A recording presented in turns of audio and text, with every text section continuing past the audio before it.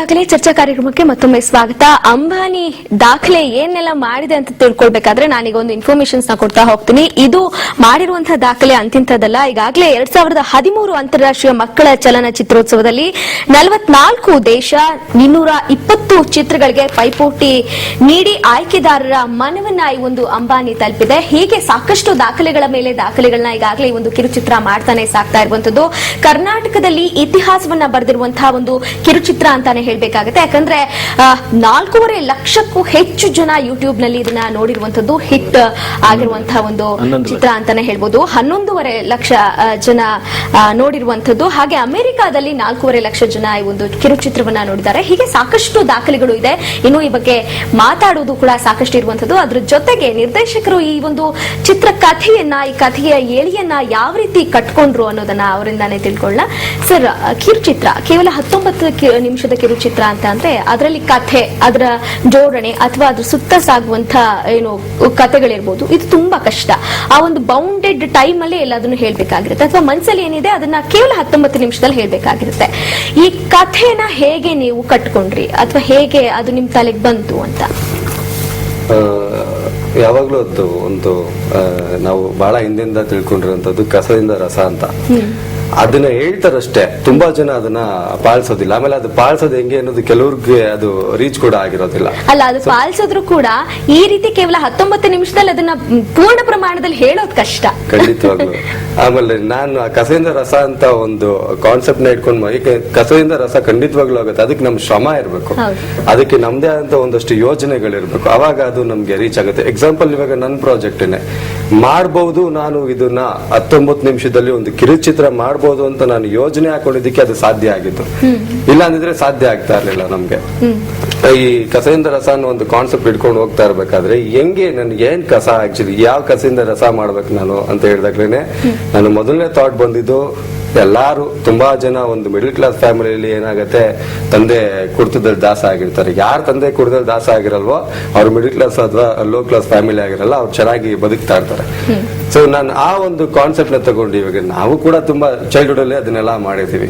ಇಲ್ಲಿ ಈ ಸಿನಿಮಾದಲ್ಲಿ ಇರುವಂತದ್ದು ಕೂಡ ನಾನು ಕೂಡ ಫೀಲ್ ಮಾಡಿ, ನಾನು ಕೂಡ ಮಾಡಿದೀನಿ. ಹಾಲ್ ಹಾಕೋದಾಗ್ಲಿ, ಪೇಪರ್ ಹಾಕೋದಾಗ್ಲಿ, ನಮ್ಮ ಎಜುಕೇಶನ್ ಗೆ ಸ್ವಲ್ಪ ಆ ತರ ತಿಳ್ಕೊಂಡು ನಮ್ಮ ನಿಮ್ಮ ನಿಜವಾದ ಅನುಭವದ ಸಾರ ಕೂಡ ಈ ಚಿತ್ರದಲ್ಲಿ ಸೇರ್ಕೊಂಡಿದೆ ಅಂತ. ಖಂಡಿತವಾಗ್ಲು ಈ ನಾನು ಏನ್ ಮಾಡ್ಕೊಂಡ್ ಬಂದಿದೆ ನನ್ನ ಲೈಫ್ ಪೂರ್ತಿ, ಅದನ್ನು ಕೂಡ ಇದಕ್ಕೆ ಇನ್ಕ್ಲೂಡ್ ಮಾಡ್ಕೊಂಡಿದ್ದೀನಿ. ಸೊ ಆ ಹುಡುಗ ಕಸ, ಇವಾಗ ಆ ಬಾಟಲ್ ನೀವು ತಗೊಂಬಂತಂದ್ರೆ, ನೀವು ಸ್ಕ್ರಿಪ್ಟ್ ನೋಡಿದ್ರೆ, ಶಾರ್ಟ್ ಫಿಲ್ಮ್ ನೋಡಿದಿರ, ಆ ತಂದೆ ಕುಡ್ದಿಟ್ಟಿದ್ದ ಖಾಲಿ ಬಾಟ್ಲನ್ನ ಅವನು ತಗೊಂಡು ಹೋಗ್ತಾನೆ. ಅದೇ ಅವ್ನ ಫಸ್ಟ್ ಇನ್ವೆಸ್ಟ್ಮೆಂಟ್. ಸೊ ಅದು ವೇಸ್ಟ್ ಆಗ್ತಾ ಇದೆ. ಈಗ ತಂದೆ ಅದನ್ನ ಈಚೆ ಬಿಸಾಕ್ತಾರೆ, ಆ ತಂದೆ ಹೋಗ್ಬಿಟ್ಟು ಯಾರಿಗೇನು ಕೊಡಲ್ಲ, ಅದನ್ನ ಕುಡ್ದ ಅವ್ರ ಪಡ್ಗವ್ರು ಈಚೆ ಬಿಸಾಕ್ತಾರೆ. ಅದನ್ನ ತಗೊಂಡೋಗಿ ಅವನು ಅದನ್ನ ಸೇಲ್ ಮಾಡಿ ಒಂದಷ್ಟು ಅವನ ಕೈಗೆ ಹಣ ಬರುತ್ತೆ, ಅದನ್ನ ಇನ್ವೆಸ್ಟ್ ಮಾಡ್ತಾ ಮಾಡ್ತಾ ಹೋಗ್ತಾನೆ. ಅಂದ್ರೆ ನೆಕ್ಸ್ಟ್ ಅವನು ಒಂದು ಸೈಕಲ್ ಬೇಕಾಗುತ್ತೆ ಹಾಲು ಹಾಕೋದಕ್ಕೆ, ಇಲ್ಲಾಂದ್ರೆ ಹಾಲು ಅವ್ನು ಕೆಲಸ ಕೊಡಲ್ಲ, ಕೈಲಿ ಹೊತ್ಕೊಂಡು ಹೋಗಕ್ಕಾಗಲ್ಲ ಈ ಚಿಕ್ಕ ಹುಡುಗ. ಅದಕ್ಕೆ ಫಸ್ಟ್ ಇನ್ವೆಸ್ಟ್ಮೆಂಟ್ ಮಾಡ್ತಾನೆ. ಸೊ ಅಲ್ಲಿಂದ ಮತ್ತೆ ಅವನು ಹಾಲು ಇವನ್ಗೆ ಇಂಪ್ರೆಸ್ ಆಗಿ ಅವನ್ಗೆ ಏನ್ ಅವತ್ತಿಂದ ಇರುತ್ತೋ ಅದನ್ನ ಕೊಟ್ಟಾಗ ಮತ್ತೆ ಇನ್ನೊಂದಕ್ಕೆ ಅವನು ಇನ್ವೆಸ್ಟ್ ಮಾಡ್ತಾನೆ. ಸೊ ಇದೇ ಒಂಥರ ಚೈನ್ ಲಿಂಕ್ ತರ ಅವನು ಇದೇ ತರ ಅವನ್ಗೆ ಅವಕಾಶಗಳು ಇರುವಂತದ್ದು. ಅಂದ್ರೆ ಈಗ ಈ ಹುಡುಗನ್ನ ಇಟ್ಕೊಂಡು ನಾವು, ಇವನು ಸ್ಕೂಲ್ಗೆ ಹೋಗಲ್ಲ, ಕೆಲಸ ಮಾಡ್ತಾನೆ, ಅದನ್ನ ನಾವು ತೋರ್ಸಕ್ಕಾಗಲ್ಲ. ಅದೇನಾಗುತ್ತೆ, ರಾಂಗ್ ಮೆಸೇಜ್ ನಾವು ಹೊರಗಡೆ ಕೊಟ್ಟಂಗಾಗತ್ತೆ. ಸೊ ರೈಟ್ ಮೆಸೇಜ್ ಏನು ಅಂತಂದ್ರೆ, ನೀವು ಆ ಸ್ಕೂಲ್ಗೂ ಹೋಗ್ಬೋದು, ಇರೋ ಅವಕಾಶಗಳಲ್ಲಿ ಅದನ್ನು ಕೂಡ ಮಾಡ್ಕೋಬಹುದು ಅನ್ನೋದು. ಎಕ್ಸಾಂಪಲ್, ನಾನು ರೀಡ್ ಮಾಡ್ದಂಗೆ ಫಾರಿನ್ ಕಂಟ್ರೀಸ್ ಅಲ್ಲೆಲ್ಲ ತುಂಬಾ ಚಿಕ್ಕ ಮಕ್ಕಳು ಕೂಡ ಈಗ ಆಲ್ರೆಡಿ ಬಿಸ್ನೆಸ್ ಮಾಡ್ತಾ ಇದಾರೆ, ಇನ್ವೆಸ್ಟ್ಮೆಂಟ್ ಮಾಡ್ತಾ ಇದಾರೆ, ಪ್ರಾಫಿಟ್ ಅರ್ನ್ ಮಾಡ್ತಾರೆ. ಚೈಲ್ಡ್ಹುಡ್ ಅಲ್ಲೇನೆ ಆ ಕೆಲಸಗಳನ್ನ ಅವರು ಕೂಡ ಮಾಡ್ಕೊಂಡು ಹೋಗ್ತಾ ಇದಾರೆ. ಅದು ಯಾಕೆ ನಮ್ಮಲ್ಲಿ ಆಗ್ಬಾರ್ದು? ಅಲ್ಲೇ ಮಾಡ್ತಾರೆ. ನಮ್ಮಲ್ಲಿ ಅವಕಾಶಗಳು ಜಾಸ್ತಿ, ಯಾಕಂದ್ರೆ ಜನಸಂಖ್ಯೆ ಜಾಸ್ತಿ. ಈ ಜನಸಂಖ್ಯೆ ಜಾಸ್ತಿ ಅಂದ್ರೆ ನೀವು ಹೋಟ್ಲಿಗೆ ಸಿಕ್ಕಾಪಟ್ಟೆ ಬಿದ್ದರೆ, ಯಾಕಂದ್ರೆ ಜನ ತುಂಬಿಡ್ತಾರೆ, ಎಲ್ಲ ರೋಡಲ್ಲಿ ಇರ್ತಾರೆ ಅಂತ. ಸೊ ನಮ್ಮಲ್ಲಿ ಜನಸಂಖ್ಯೆ ಜಾಸ್ತಿ ಇರೋದಕ್ಕೆ ಅವಕಾಶಗಳು ಖಂಡಿತವಾಗ್ಲೂ ಎಲ್ಲದಕ್ಕೂ ಜಾಸ್ತಿ ಇರುತ್ತೆ. ಆ ಒಂದು ಕಾನ್ಸೆಪ್ಟ್ ನ ಇಟ್ಕೊಂಡು ನಾನು ಸ್ಟೋರಿನ ಬಿಲ್ಡ್ ಮಾಡ್ಕೊಂಡು ಹೋದೆ. ಇದನ್ನ ನಾನು ಲಾಂಗ್ ಟೈಮ್ ತಗೊಂಡೋಗೋದಕ್ಕಾಗಲ್ಲ. ಅಂದ್ರೆ ಒಂದು ವಾರ, ಒಂದು ವರ್ಷ, ಒಂದು ತಿಂಗಳು.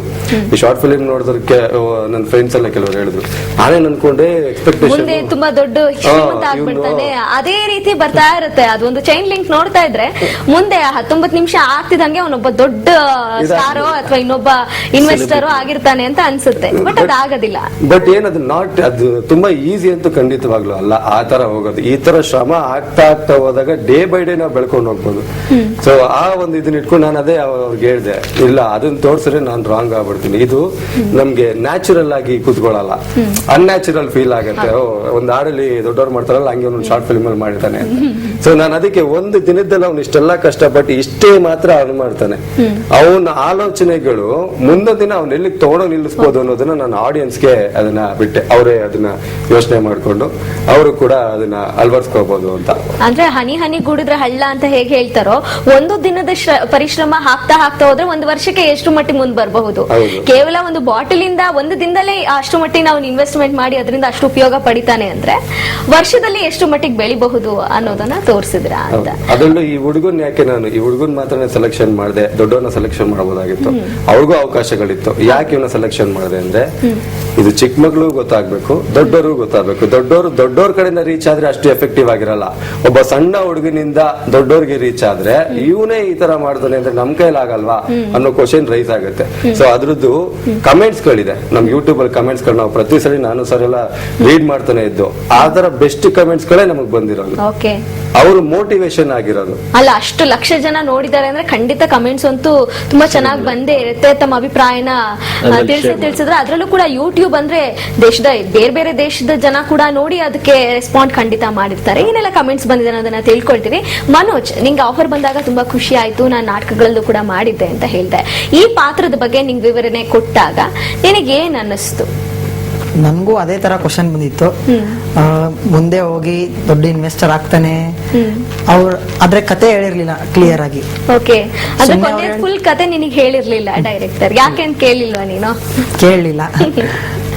ಓಕೆ, ಅವ್ರು ಹೇಳಿರ್ಲಿಲ್ಲ, ಕತೆ ಹೇಳಿರ್ಲಿಲ್ಲ. ಹೋಗ್ತಾ ಹೋಗ್ತಾ ಮಾಡ್ಕೊಂಡು ಹೋಗು, ನನ್ ಗೊತ್ತಾಗುತ್ತೆ. ಅದಕ್ಕೆ ಕಾರಣ ಇದೆ. ಏನು ಅಂದ್ರೆ ಇವನು ನಾನು ಸೆಲೆಕ್ಷನ್ ಮಾಡಿದ್ದು ನಾಳೆ ಶೂಟಿಂಗ್ ಅಂದ್ರೆ ಹಿಂದಿನ ದಿನ ಮಾತ್ರ. ಅದಕ್ಕಿಂತ ಮುಂಚೆ ಇಬ್ರು ಹುಡುಗರನ್ನ ಟ್ರೈನ್ ಅಪ್ ಮಾಡ್ತಾನೆ ಇದ್ದೆ. ನನ್ಗೆ ರೀಚ್ ಆಗ್ತಾ ಇಲ್ಲ. ಅಂದ್ರೆ ನನ್ಗೆ ನಾನು ಯಾವಾಗ್ಲೂ ಮುಖಭಾವನ ಹೊಂದಿಸ್ಕೊಳ್ತೀನಿ ಫಸ್ಟ್. ಇವನ್ಗೆ ಇನ್ನೇನು ನಾಳೆ ಶೂಟಿಂಗ್ ಅನ್ಬೇಕಾದ್ರೆ ಮಠಕ್ಕೆ ಹೋದೆ. ಅಲ್ಲಿ ಚಿಕ್ಕ ಬುದ್ಧಿ ಅವರು ಸಿದ್ಲಿಂಗ ಸ್ವಾಮೀಜಿ ಅವ್ರನ್ನ ಭೇಟಿ ಮಾಡಿ ಆಲ್ರೆಡಿ ನಮಗ್ ಪರಿಚಯ ಇರೋದ್ರಿಂದ ಅವ್ರನ್ನ ಕೇಳ್ಕೊಂಡು ಈ ತರ ಇವನ್ ಬೇಕು, ಒಂದು ಶಾರ್ಟ್ ಫಿಲ್ಮ್ ಇದೆ, ಒಂದ್ 4 ದಿನ ಶೂಟ್ ಮಾಡೋದಿದೆ ಅಂತ. ಎಕ್ಸಾಮ್ ನಡೀತಾ ಇತ್ತು ಒಂದು. ಮತ್ತೆ ಅವಾಗ ನಾಗರಾಜ್ ಮಾಸ್ಟರ್ ಅವ್ರ ಹೆಡ್ ಮಾಸ್ಟರ್ ಹತ್ರ ಹೋಗಿ ಅವ್ರದ್ದು ರಿಕ್ವೆಸ್ಟ್ ಮಾಡ್ಕೊಂಡಾಗ ಎಕ್ಸಾಮ್ ಮುಗಿದಾದ್ಮೇಲೆ ಕಳಿಸ್ತೀನಿ ಅಂತ ಹೇಳ್ಬಿಟ್ಟು ಹೇಳಿದ್ರು. ಸೊ ಒಂದು ದಿನದಲ್ಲಿ ನಾನು ಇವನ್ನ ಟ್ರೈನ್ ಅಪ್ ಮಾಡ್ಬೇಕು. ಒಂದು ಲೆವೆಲ್ ನಾನು ಅವ್ನಿಗೆ ಸ್ಕ್ರಿಪ್ಟ್ ಹೇಳಿ, ಯಾಕಂದ್ರೆ ಅವ್ನ ಪರ್ಫಾರ್ಮೆನ್ಸ್ ನನಗೆ ಗೊತ್ತಿತ್ತು. ಹೋಗ್ತಾ ಡೇ ಬೈ ಡೇ ಈ ಸೀನ್ ಹಿಂಗಿರುತ್ತೆ, ನಿನ್ಗೆ ಈ ತರ ಹಿಂಗಿರುತ್ತೆ, ನೀನ್ ಈ ತರ ಪರ್ಫಾರ್ಮ್ ಮಾಡ್ಬೇಕಾಗತ್ತೆ ಅಂತೆಲ್ಲ ಹೇಳ್ಬಿಟ್ಟು ಸ್ಕ್ರಿಪ್ಟ್ ಕೊಟ್ಟಿದ್ದೆ ಅವ್ನ ಕೈಲಿ. ನೀನ್ ಫ್ರೀ ಇದ್ದಾಗ ನೀನ್ ಅದನ್ನ ರೀಡ್ ಮಾಡ್ಕೊಳ್ತಾ ಇರು ಅಂತ. ಯಾಕಂದ್ರೆ ನಾವ್ ಹೇಳೋದಕ್ಕಿಂತ ಅವರು ರೀಡ್ ಮಾಡ್ಕೊಂಡು ಆ ಇಮ್ಯಾಜಿನೇಷನ್ ತಗೊಂಡಾಗ ಅದು ಇನ್ನೂ ಎಫೆಕ್ಟಿವ್ ಆಗಿರುತ್ತೆ ಅಂತ ಹೇಳ್ಬಿಟ್ಟು ನಾನು ಹೇಳ್ದಲ್ಲ ಅವನಿಗೆ ಸ್ಕ್ರಿಪ್ಟ್ ಕೊಟ್ಬಿಟ್ಟು ರೀಡ್ ಮಾಡುವಂತ ಬಿಟ್ಟಿದೆ. ಈ ತರ ಆಗಿತ್ತು ಅಂತ. ಓಕೆ ಮನೋಜ್, ಇನ್ನು ಇದ್ರಲ್ಲಿ 19 ನಿಮಿಷ ಆದ್ರೂ ಕೂಡ ಮಾತು ತುಂಬಾ ಡೈಲಾಗ್ಸ್ ಅಂತೂ ಇಲ್ವೇ ಇಲ್ಲ. ಆದ್ರೆ ಅದ್ರ ಬಂದಿರುವಂತ ಔಟ್ಪುಟ್ ಏನಿದೆಯಲ್ಲ ತುಂಬಾ ಎಫೆಕ್ಟಿವ್ ಆಗಿದೆ. ಸಾಮಾನ್ಯವಾಗಿ ಮಕ್ಕಳು ಪಟಪಟ ಅಂತ ಮಾತಾಡ್ಬಿಡ್ತಾರ. ನೀನ್ SLC ಅಂದ್ರೆ ತುಂಬಾ ದೊಡ್ಡ ಹುಡುಗ ಏನಲ್ಲ. ಅಂದ್ರೆ ಆ ವಯಸ್ಸಿಗೆ ಡೈಲಾಗ್ಸ್ ಕೊಟ್ರೆ ಏನೋ ಹೇಗೆ ಎಕ್ಸ್ಪ್ರೆಷನ್ಸ್ ಜೊತೆ ಅದನ್ನ ಮ್ಯಾಚ್ ಮಾಡ್ಬಿಡ್ಬೋದು. ಆದ್ರೆ ಇದರಲ್ಲಿ ಕೇವಲ ಮುಖದಲ್ಲೇ ಮಾತ್ರ ಭಾವನೆಗಳನ್ನ ತೋರಿಸ್ಬೇಕು. ಅದು ತುಂಬಾ ಚೆನ್ನಾಗಿ ಅಭಿನಯಿಸಿದ್ಯಾ. ಅದು ಅಭಿನಯ ಅನ್ನೋದು ಮಾತ್ ಕಡಿಮೆ ಆದಾಗ ತುಂಬಾ ಕಷ್ಟ ಆಗುತ್ತೆ. ಮಾತಿಲ್ದೆ ಇರುವಾಗ ಹೇಗ್ ಮ್ಯಾನೇಜ್ ಮಾಡಿದೆ? ಆ ನೋವಾಗೋದಾಗ ಮುಖ ಬಗ್ಸೋದಾಗಿರ್ಬೋದು, ಅಥವಾ ನಿನ್ನ ಒಳಗಿನ ಭಯ ಇರ್ಬೋದು, ಅಪ್ಪ ಬಂದ್ ಕೇಳಿದಾಗ ಎಲ್ಲಿ ಕಸ್ಕೊಂಡ್ಬಿಡ್ತಾನೋ ಅನ್ನುವಂತ ಭಾವನೆನ ಮುಖದಲ್ಲಿ ವ್ಯಕ್ತಪಡಿಸೋದು ತುಂಬಾ ಕಷ್ಟ ಆಗತ್ತೆ. ಹೇಳಿ, ನಾಟಕದ ಬ್ಯಾಕ್ ಗ್ರೌಂಡ್ ಇಂದ ನಿಂಗೆ ತುಂಬಾ ಈಸಿ ಆಯ್ತಾ ಅಥವಾ ಹೇಗ್ ಮ್ಯಾನೇಜ್ ಮಾಡಿದೆ ಇದನ್ನ ಅಂತ? ನಾಟಕದ ಬ್ಯಾಕ್ ಗ್ರೌಂಡ್ ಇಂದಾನು ಅನ್ಬೋದು. ಮತ್ತೆ ಮೂರ್ತಿ ಸರ್ ಫಿಲಮ್ ಅಲ್ಲಿ ಮಾಡಿದೀನಲ್ಲ, ಅವ್ರು ಕಲ್ಸ್ಕೊಟ್ಟಿದ್ದಾರೆ. ಅವರು ಕಲ್ಸ್ಕೊಟ್ಟು ಹೊಡೆದು ಬಡ್ದು ಖುಷಿಯಿಂದ ಆಮೇಲೆ ರಂಸೋದು ಈ ತರ ಮಾಡಿ ಚೆನ್ನಾಗಿ ಹೇಳ್ಕೊಟ್ಟಿದ್ದಾರೆ. ಓಕೆ, ಅಂದ್ರೂ ಉಳಿಪೆಟ್ಟು ಬಿದ್ದು ಒಳ್ಳೆ ಶಿಲ್ಪನೇ ಕೆತ್ತಿದ್ದೀರಿ ಸರ್. ಹೇಗೆ ನೀವು ಅವನ್ನ ಟ್ರೈನ್ ಮಾಡಿದ್ರಿ ಅಂತ?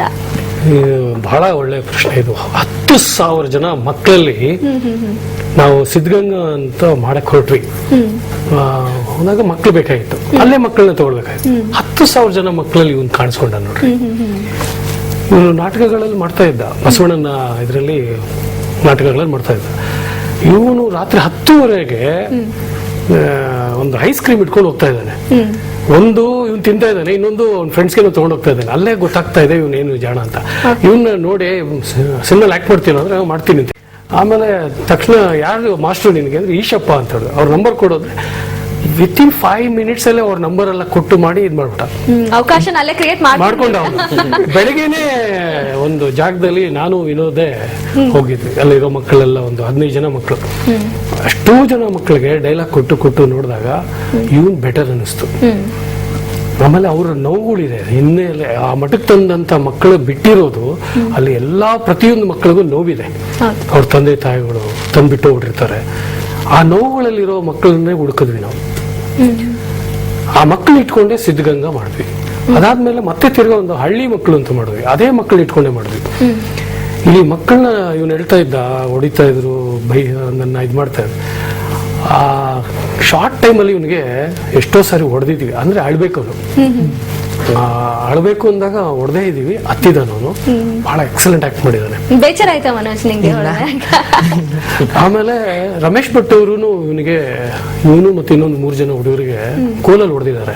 3 ದಿನ ಬರೇ ಇತ್ತು ರೀ ಇವ್ರ ಮೈ ಮೇಲೆ. ಅಂದ್ರೆ ಆ ಜಾಗದಲ್ಲಿ ಕ್ರಿಯೇಟ್ ಆಗಿದ್ದು ಆ ಸೀನು ಫೀಲ್ ಆಯ್ತು ರೀ. ಇವ್ರ ಮೈ ಮೇಲೆ 3 ದಿನ ಬರೇ ಇತ್ತು. ಇದು ಇತ್ತು ಅಲ್ವಾ ಮನ? ಇತ್ತು. ಇವನಿಗೆ ಒಬ್ಬನಿಗೆ ಅಲ್ಲ, ಇನ್ನು ಬೇರೆ ಬೇರೆ ಹುಡುಗರಿಗೂ ಇತ್ತು. ಈ ತರ ಹುಡುಗರನ್ನ ಅಲ್ಲಿ ನಾವು ಟ್ರೈನ್ ಅಪ್ ಮಾಡ್ತೀವಿ. ಅಂದ್ರೆ ಸಾಮಾನ್ಯವಾಗಿ ದೊಡ್ಡ ಹೀರೋಗಳು ಡೂಪ್ ಇಲ್ದೆ ಮಾಡ್ತಾರೆ ಅಂತ ಕೇಳ್ತೀವಿ, ಅಥವಾ ನಿಜವಾಗ್ಲೂ ನಾವು ಮಾಡಿದ್ವಿ ಅಂತ ಹೇಳ್ಕೊಳ್ತಾರೆ. ಆದ್ರೆ ನಿಜವಾಗ್ಲೂ ಅಭಿನಯ ಬರಕ್ಕೆ ಇಷ್ಟೆಲ್ಲ ಸಾಹಸ ಮಾಡಿರೋದು ಅಂದ್ರೆ ತುಂಬಾ ಬೆಚ್ಚಬೇಕಾಗಿರುವಂತಹ ವಿಷಯನೇ ಅಲ್ವಾ ಮನೋಜ್? ಆಮೇಲೆ ಮನೋಜ್ ಅಲ್ಲಿ ಇನ್ನೊಂದು, ನಾನು ಬಹಳ 39 ವರ್ಷದ ಇಂಡಸ್ಟ್ರಿ ಇದ್ದೀನಿ. ತುಂಬಾ ದೊಡ್ಡ ದೊಡ್ಡ ಕಲಾವಿದರುಗಳೆಲ್ಲ ಡಬ್ಬಿಂಗ್ ಎಲ್ಲ ನೋಡಿದ್ದೀನಿ. ಮನೋಜ್ ಅಲ್ಲಿ ಒಂದು ದೈವ ಶಕ್ತಿ ಇದೆ. ಅವನು ಒಂದು ಡಬ್ಬಿಂಗ್ ಮಾಡ್ಬೇಕು ಅವನು ಸಿದ್ಧಗಂಗಾ. ಆ ಡಬ್ಬಿಂಗ್ ಮಾಡಕ್ಕೆ ಇವನ್ನ ನನ್ನ ಮನೇಲಿ ಕರ್ಕೊಂಡು ಹೋಗಿ ಸೌಂಡ್ ಡಿಲೀಟ್ ಮಾಡಿ ನೋಡೋದು, ಡಬ್ ಮಾಡ್ಬೇಕು ಅಂತ ಹೇಳಿದೆ. ಅದನ್ನ ಹಾಗೆ ನೋಡಿ ಒಂದು 10 ಸಾರಿ ನೋಡೋ ಸಿನಿಮಾ. ಅವತ್ತು ಒಂದು ರಿಸೆಪ್ಷನ್ ಕರ್ಕೊಂಡು ಹೋದೆ. ಎಲ್ಲ ಬಾಳೆ ಎಲ್ಲ ಹಾಕಿದ್ರು. ಅವ್ನ್ ಜಾಣ್ತಾನ ನೋಡಿ ಎಷ್ಟಿದೆ ಅಂತ. ಅಲ್ಲಿ ಎಲ್ಲ ಊಟನೂ ತಿನ್ನಕ್ ರೆಡಿ ಇದ್ದಾನ ಅವನು. ಮೆಣಸಿನಕಾಯಿ ಬೋಂಡ ನನ್ ತಟ್ಟೆಗೆ ಹಾಕ್ಬಿಟ್ಟ. ಐಸ್ ಕ್ರೀಮ್ ಎತ್ತು ನನ್ ಪಕ್ಕದಲ್ಲಿ ಇಟ್ಟ. ವಾಯ್ಸ್ ಹೋಗತ್ತೆ ಅಂತ. ಎಸ್.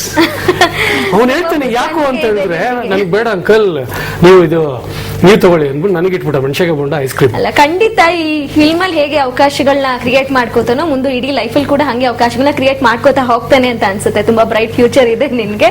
ಓಕೆ, ಇನ್ನು ಈ ಚಿತ್ರದ ಇನ್ನೊಂದು ತುಣುಕನ್ನ ನೋಡ್ಕೊಂಬರೋಣ. ಅದಾದ್ಮೇಲೆ ನಂತರ ಅದ್ರ ಬಗ್ಗೆ ಮಾತನಾಡ್ಬೋದು. ಈಗ ಒಂದು ಕಿರುಚಿತ್ರದ ಇನ್ನೊಂದು ತುಣುಕನ್ನ ನೋಡ್ಕೊಂಬರೋಣ.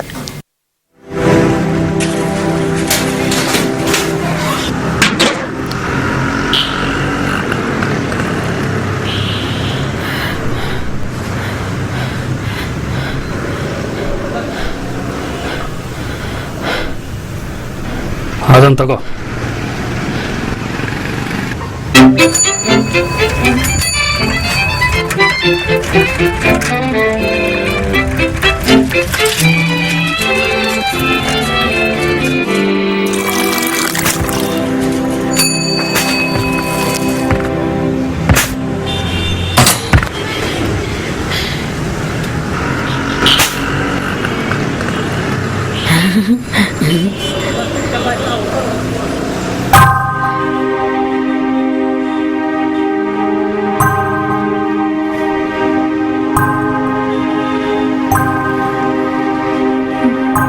ತಗೋ.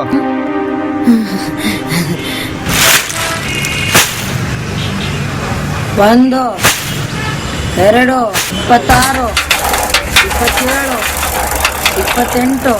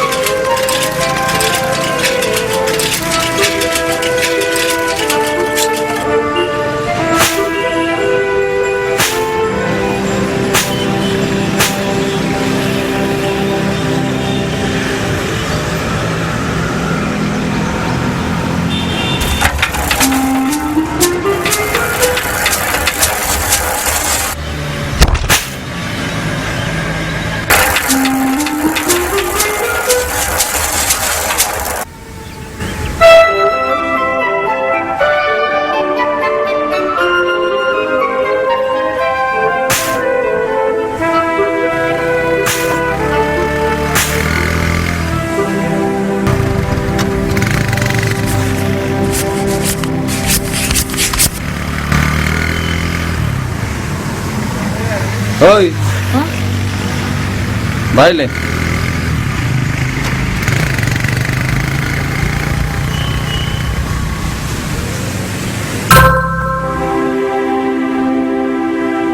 ತಗೋ ಮನೆಗೆ ತಗೊಂಡೋಗು.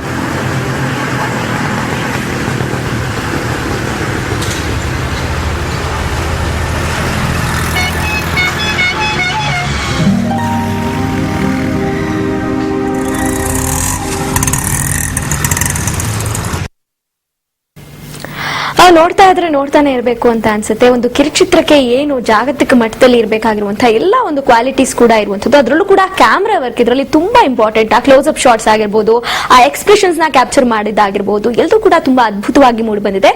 ನಾಗಾರ್ಜುನ್ ಅವರು ಏನು ಸುಂದರ್ನಾಥ್ ಸುವರ್ಣ ಅವರ ಒಂದು ಗರಡಿಯಲ್ಲಿ ಪಳಗಿ ಈಗಾಗಲೇ ಸಾಕಷ್ಟು ಚಿತ್ರಗಳಲ್ಲಿ ಅವರು ಬ್ಯುಸಿ ಆಗಿದ್ದಾರೆ. ಅವರು ಈ ಚಿತ್ರಕ್ಕೆ ಕ್ಯಾಮ್ರಾ ವರ್ಕ್ ಅನ್ನ ಮಾಡಿರುವಂತದ್ದು. ಅವರು ಕೂಡ ಇನ್ನು ಸ್ವಲ್ಪ ಹೊತ್ತರಲ್ಲಿ ನಮ್ಮ ಜೊತೆ ಜಾಯಿನ್ ಆಗ್ತಾ ಇದ್ದಾರೆ. ಈಗ ಒಂದು ಪುಟ್ಟ ವಿರಾಮ ತಗೊಳ್ಳೋಣ. ವಿರಾಮದ ನಂತರ ಚರ್ಚೆ ಮತ್ತೆ ಮುಂದುವರಿಯುತ್ತೆ.